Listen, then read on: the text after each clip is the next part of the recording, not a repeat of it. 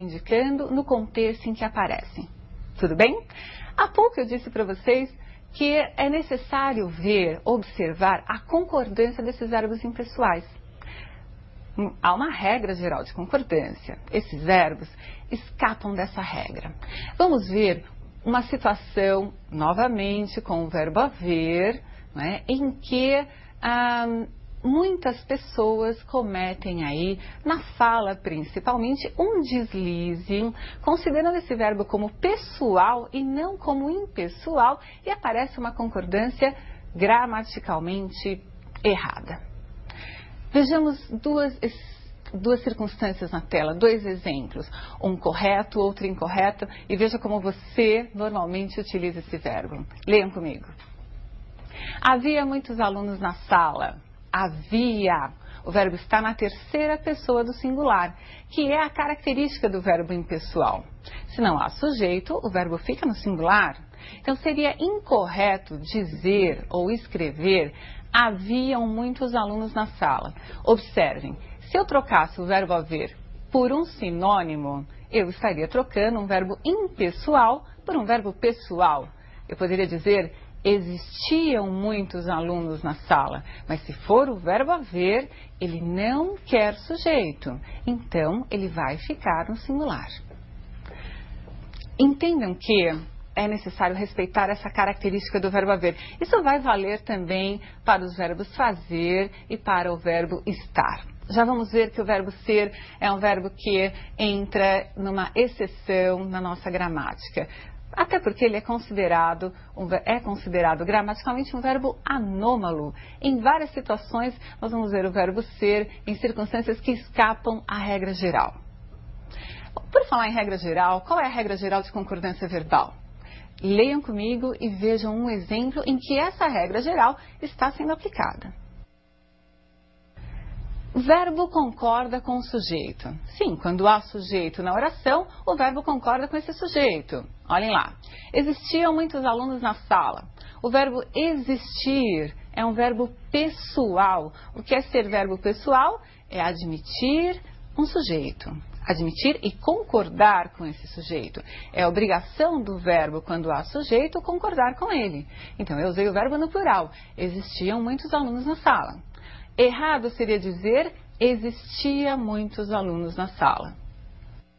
Bem, você entendeu a diferença? Usei o verbo haver, sou obrigado a colocar o verbo no singular. Se eu trocar o verbo haver por outro verbo, eu passo a ter um verbo pessoal e devo usar a regra geral de concordância. Entendido isso? Ótimo. Você já ouviu falar também em locuções verbais. O que é uma locução verbal? Quando não há na oração somente um verbo, mas dois verbos ou três verbos, e essa junção de dois ou três verbos traz apenas uma informação. Nós vamos ver como se faz a concordância em locuções verbais em que haja um verbo impessoal ou quando há um verbo pessoal. Como se aplicam as regras de concordância? A regra geral ou a regra especial para esses verbos chamados impessoais?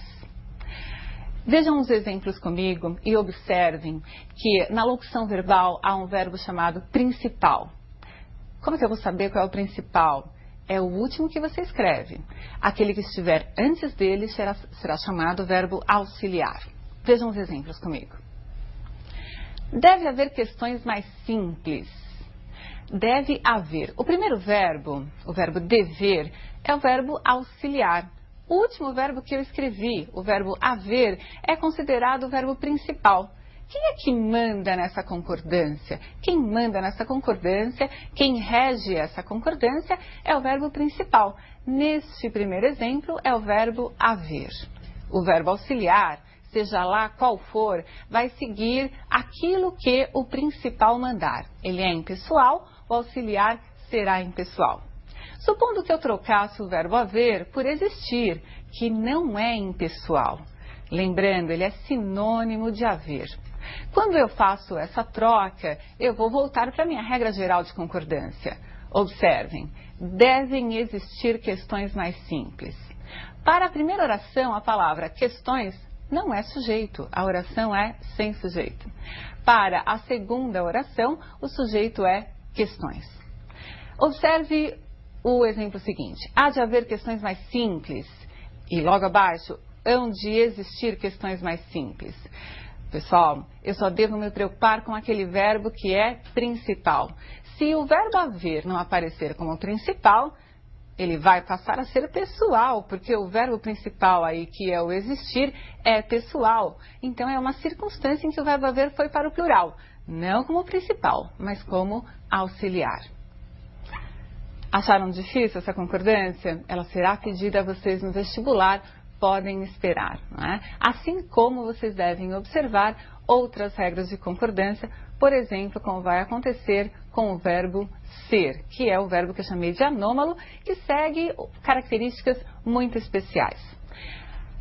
Passemos por alguns exemplos do verbo ser e vamos observar que ele sempre vai concordar com a indicação numérica presente no predicativo. Vamos lá.